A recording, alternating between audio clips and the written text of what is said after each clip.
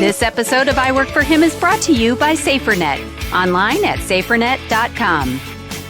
You've tuned into I Work for Him, the voice of collaboration for the faith and work movement. We are your hosts, Jim and Martha Brangenberg, and our mission is to transform the workplace of every Christian into a mission field. What does that look like in your workplace? Well, let's find out right now. You know, the average person makes 35,000 decisions every day. Imagine if you asked, what would Jesus do before each of those decisions? I know that isn't realistic, and most of those decisions are not of a kingdom-critical nature, but what about those decisions that you make every day that are kingdom critical? Those decisions that impact your relationship with God or impact your neighbor. What are the questions you should be asking in order to make sure you've taken those two things into consideration? Pete Ochs is here today to share his decision matrix, one that he has used to create successful manufacturing companies and used to advise dozens of other organizational leaders across the country. We're going to catch up with Pete today and learn more about his decision matrix. Pete Ochs, welcome back to I Work for Him. Jim and Martha, it's great to be here. And I'll tell you, if I'm making 35,000 decisions a day, I'm being underpaid. Amen, brother. If we could get, wow. You know, and what's really great about that quote, what would Jesus do? I mean, do you realize that comes from a book from 1895 written by a guy named Charles Sheldon? It's an incredible book. Everybody should get a copy of that book, which is in his steps. All right, Pete, it's been a couple of years since you last appeared in I Work for Him. Technically, you're of retirement age, right? Wrong.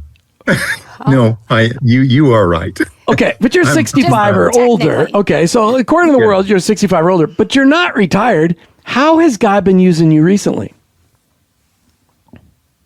Well, Jim, I am 72, okay, and I am not retired. I actually like to tell people I'm refired. I really believe it's been interesting. 5 years ago, I stepped out of the day-to-day of our operating companies, and I turned the stewardship of those over to my son.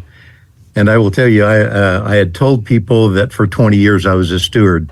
But at the point in time I was sitting in the lawyer's office signing the stock certificates over to my son, it was one of the hardest things I had done. Mm-hmm. And I don't think it was because I was giving up ownership necessarily, but it was because I felt like I had no more value. I needed to step away. And so I will tell you that it was a very difficult time for me. In fact, it lasted several months, but I soon got over it. I think I simply began to go back and recall some of the advice that my mentors had given me. And I will tell you, I think the best advice one of them gave me was to say that he liked to talk about generations and the importance of generations and what each generation should do. And he said 0 to 25 is learning, 25 to 50 is doing, and 50 to 75 is passing it on. And I think one of the mistakes I made in life was I didn't start passing it on soon enough.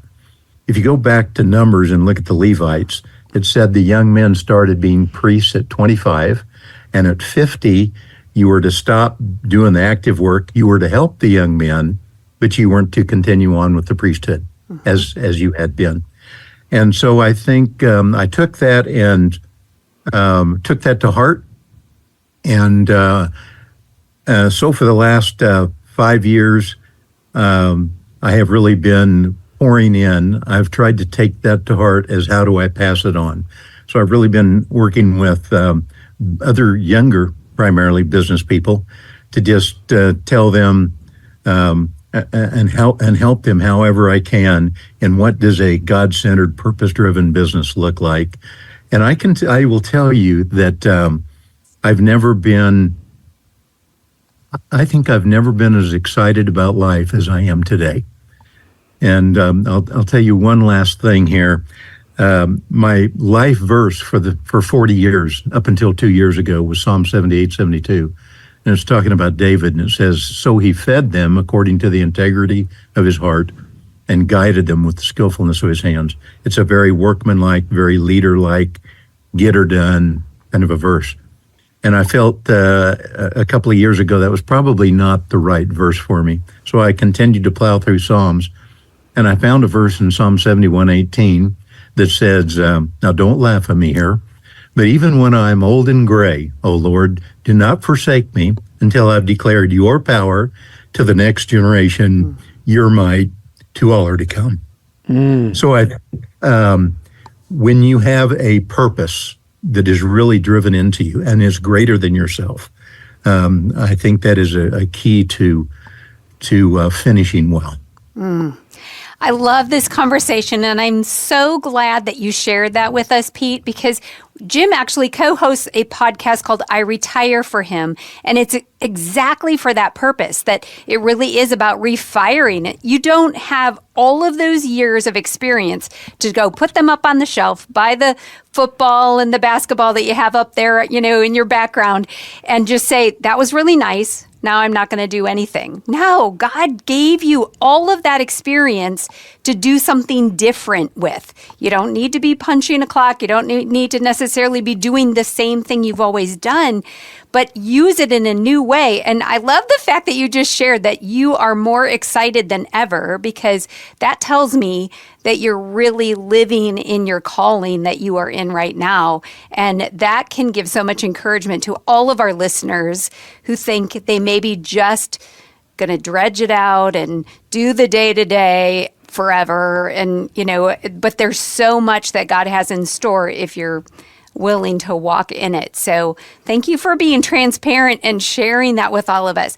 So the organization that you are now leading, or that God has inspired you, is called Enterprise Stewardship. What is that focus, and what is it that you're rolling out through that new, project of yours? Yeah. So for the last 40 years, I've been an entrepreneur, and we've owned and operated a number of businesses. And I think the last 20 or 25 years, God has really impressed on me.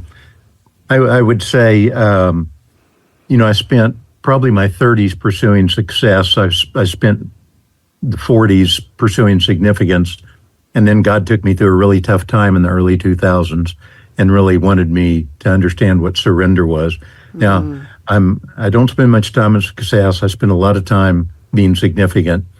But I think for me, this whole idea of coming alongside business people and having them understand the power of the platform of business, I think in one sense it may be the last great hope in America for us to have some sanity, some Christ-centeredness, some goodness, and just demonstrate the love for people in our communities.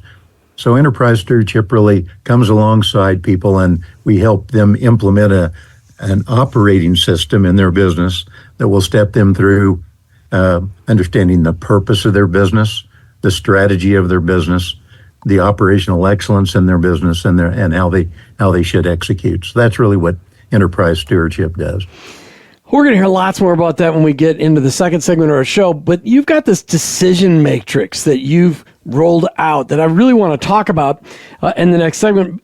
Why is it that you felt like you need to roll out a decision matrix? I mean, isn't making a decision just making a decision? Why do you need a matrix? Is that just because you like, PowerPoint presentations, or what's the deal? Don't describe it yet, but just tell me, why do we have to call something? I mean, Maslow's hierarchy of needs, that's a matrix. Is this as painful as that? Yeah, well, I think James Clear really says it well. You don't rise to the level of your goals, you fall to the level of your systems. And I think decision-making is a system.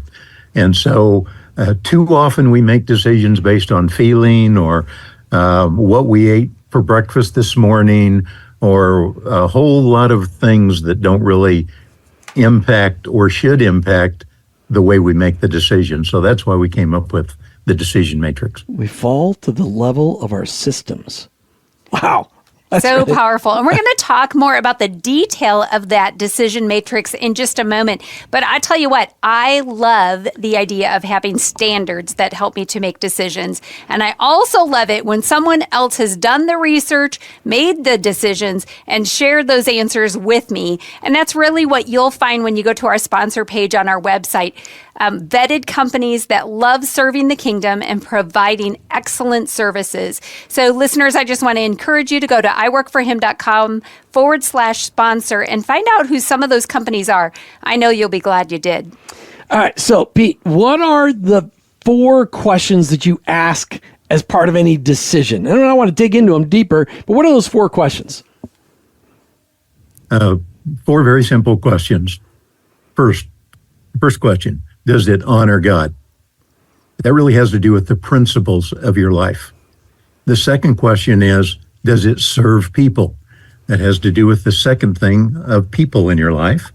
The third question is, can we do it with excellence? That has to do with all the processes and the practices you have to deal with. And the last one is, are we being good stewards by making this decision? And that has to do with the profit or the price of whatever we're doing. So does it honor God? Does it serve people? Can we do it with excellence? And are we being good stewards? I mean, those are like core values of a company when you ask those kind of questions, or an organization. Are these questions that you developed? I mean, Capital 3 Investments, you had manufacturing companies that were inside and outside of prisons, which were incredible. We talked about that in our last show with you. In fact, we should put a note to, or a connection to that on our, in the show notes. You have a connection to the last interview we did with Pete as he talked about that. Where do these come from? I mean, did this happen all at once, these questions, or did you figure it out over time?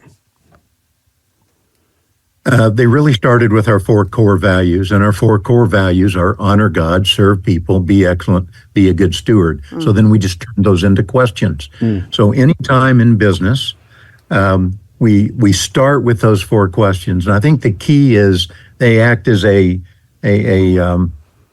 kind of a macro filter to get us going. And then the key, of course, is to continue to dive deeper and deeper into each one of those questions and make sure you really understand what the question is all about. Okay, so that first question is, does it honor God?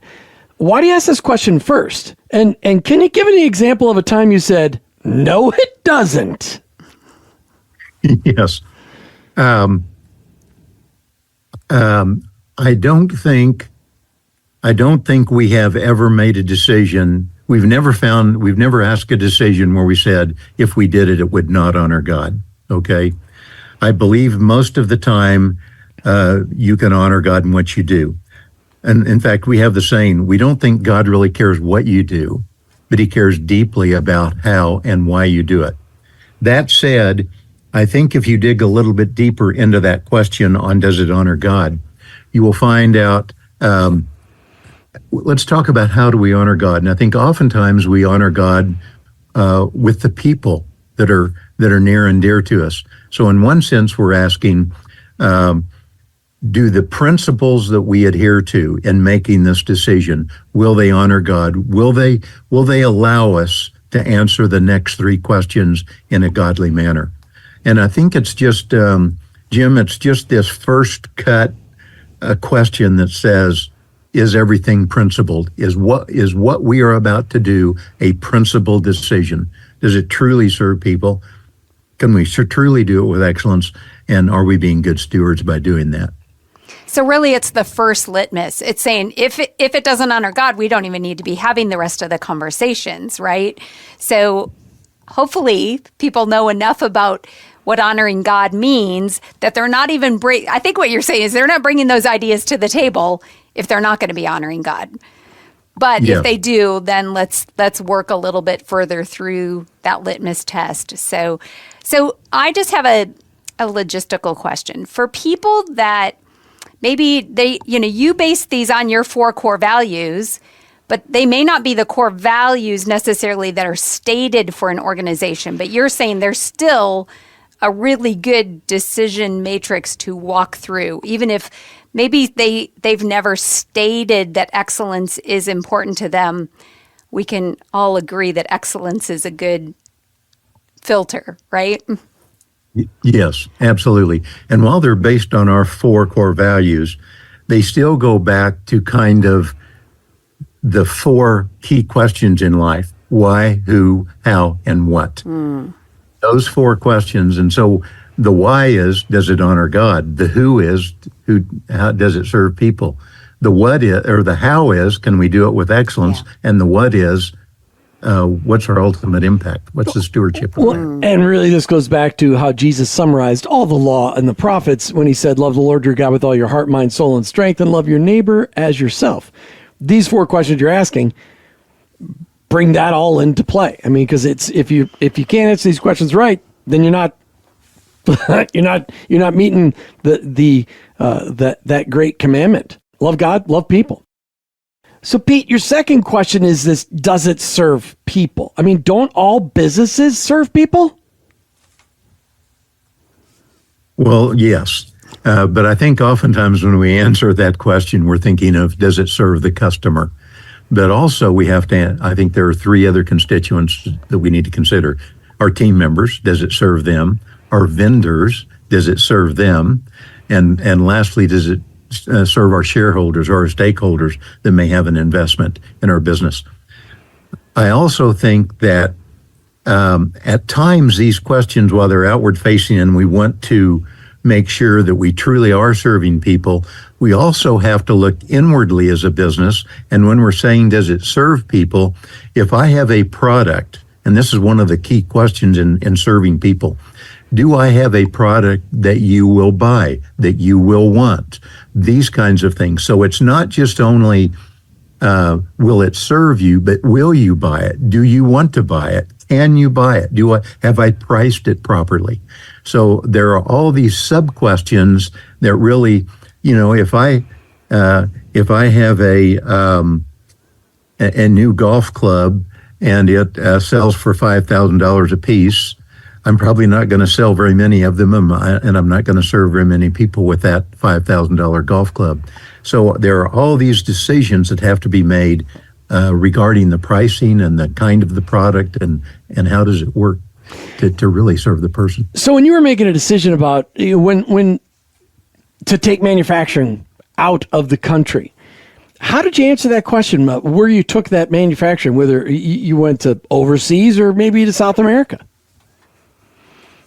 So 20 years ago, we were in a business and it had high labor content, and all of our competitors were going to China basically and undercutting us greatly. And we really had no choice but to look overseas.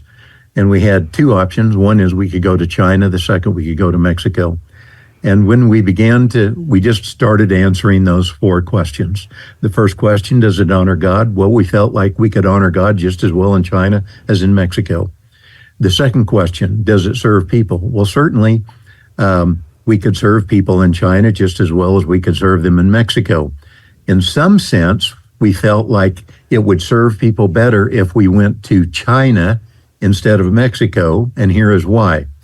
Back then, 20 years ago, the hourly rate in China was 10 cents an hour. In Mexico, it was $1 an hour, and in the U.S., it was $10 an hour.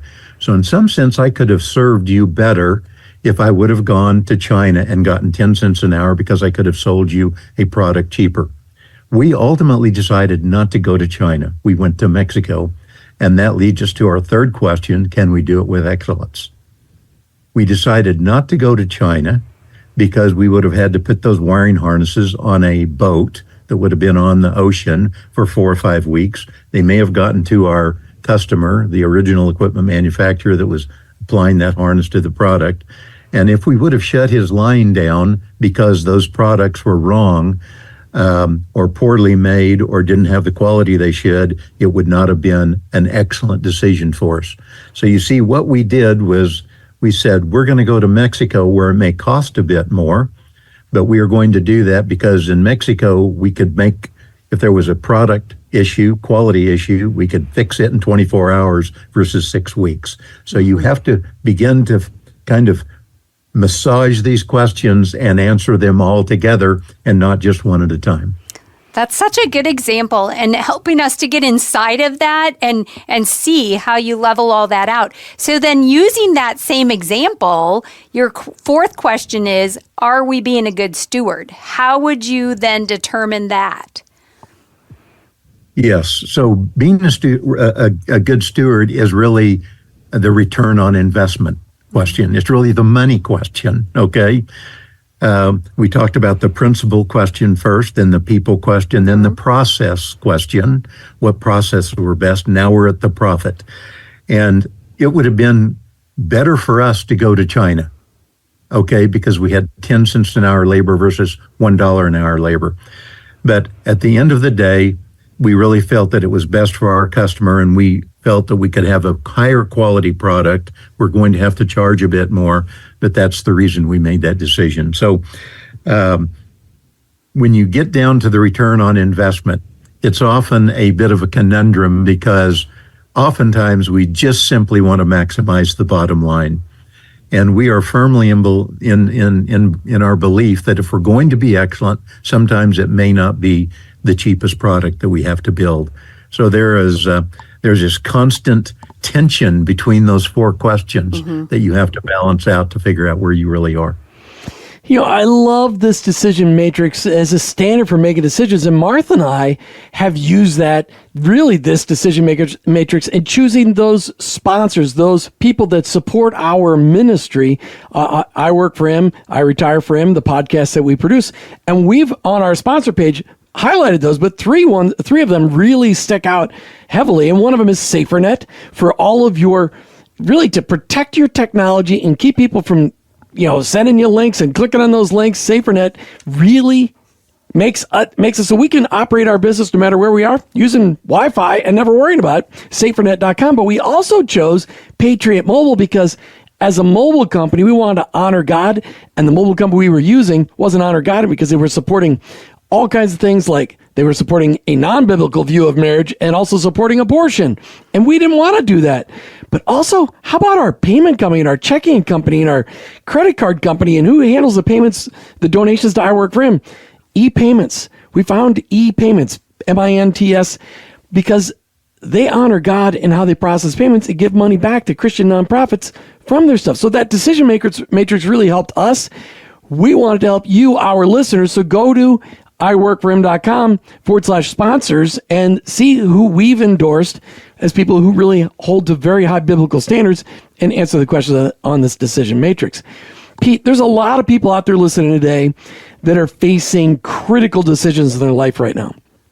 Inflation's causing everyone to pause, tighten their belts. I don't even know what the Fed did today because we're recording this a little bit early, but the Fed was making a big decision today about interest rates and things like that. Everybody's considering trying to lower their debt, yet debt and credit card debt is higher than ever before. How can the decision matrix aid in making personal decisions from a kingdom perspective?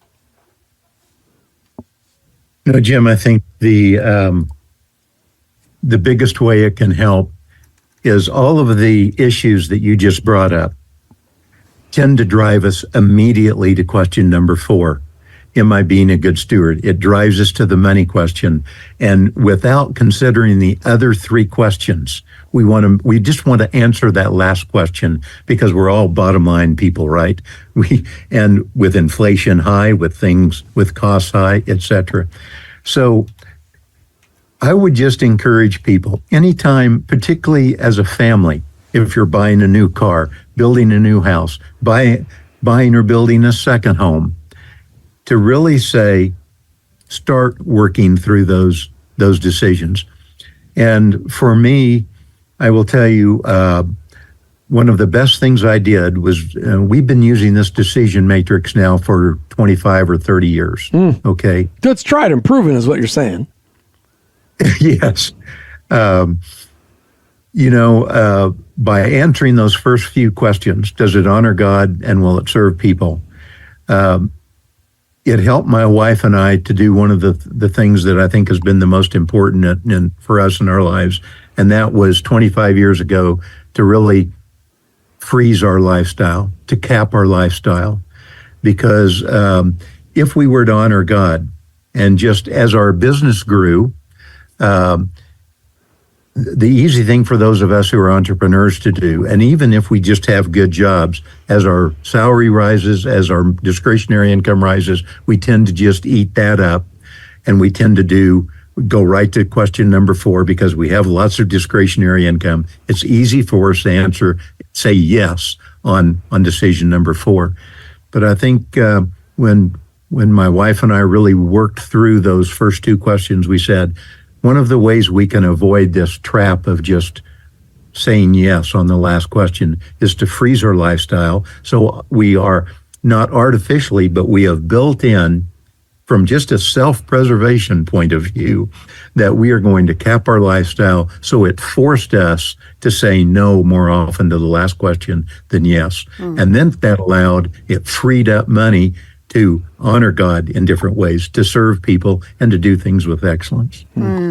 That's such a great example, and I love that you shared that because a lot of people may have never even thought of doing that. I know that we've talked about it a couple different times on I Work for Him, but listeners, consider what God would have you do in your personal life, like Pete and his wife did. So Pete, we talked at the beginning of the show a little bit about how you're still working. You are, in an age where people would expect when you stepped away from the day-to-day of your organization that of course meant you were going to do more golfing or more whatever. And maybe you have some more free time in your life, but you have clearly chosen to not be done because God has a calling on your life. Speak to our listeners that might be getting closer to what our culture expects of a retirement age, and knowing, though, that in their heart, they're not going to be done. What can you say to them? Yes. So if I go back to the comment I made at the very first, I think 25 to 50 is doing, and I think 50 on is passing it on. And I believe that's biblical. I don't see... we often talk about, is there retirement in the Bible? And I haven't found that yet. And I know a lot of people are possibly looking for that. And so I don't think you necessarily need to keep doing the rigorous work of doing. But I think you need to slip into a mindset of how can I pass it on? And it's really serving, but it's serving in a different way. You don't have all the pressures of raising kids and going to work every day or running your business or doing the things, but you can now begin to give back in a very different way. And do you take a little more time for this and that? We've got 9 grandkids, so I certainly spend more time with them than I did before. But I think I have friends who have just quit cold turkey and they have not had something to go to. Mm-hmm. And I really think if you are over 50 years of age, and particularly if you're over 60, you need to be thinking, what am I going to do? What am I going to? What are the gifts and the talents that God has given me that I can pass on? And we all have lots of those. I think the best thing we can do is just spend some time one-on-one with younger people and encourage them. So the more I do that, the more encouraged I am with the younger generations and what they can become. We have say often on I Retire For Him, everybody who's retiring knows what they're retiring from. Almost none of them know what they're retiring to. And so you just brought up a phenomenal point. Pete, if people want to check out more about enterprise stewardship and what you're doing there and how they can get involved with you in their businesses and some of the businesses that you're rolling out, how do they find you? They could go to enterprisestewardship.com and go to the contact page and just type me in a little note, and I'll get right back with them. Pete Ochs, thanks for being back on I Work For Him today. You bet. It's great to be here. Thank you. You've been listening to I Work For Him with your host, Jim and Martha Brangenberg. We're Christ followers. Our workplace, it's our mission field, but ultimately, I work for Him. This episode of I Work For Him is brought to you by SaferNet, online at safernet.com. World War III started on your computer when Al Gore unleashed the internet in 1994. Want to fortify your business against cyber attacks? SaferNet VPN is the answer. Our easy-to-use cybersecurity app protects your enterprise on all fronts. Plus, secure your family's online journey with powerful internet filters. Embrace simple yet robust cybersecurity with SaferNet VPN now. Get secured now. Sign up at safernet.com. That's safernet.com. Did you know that God has a calling on your life? It's true.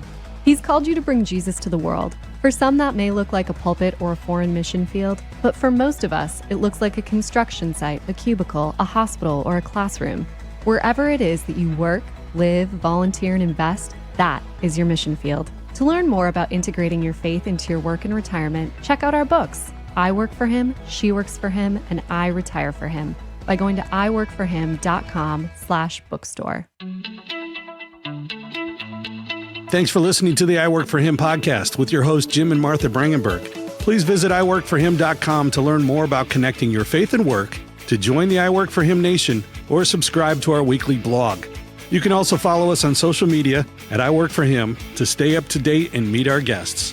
If today's message spoke to you, please subscribe, rate, and review the show on your favorite podcast platform. Your review will launch more workplace missionaries across America. That's at I Work for Him and online at iworkforhim.com. I work, the number 4, him.com.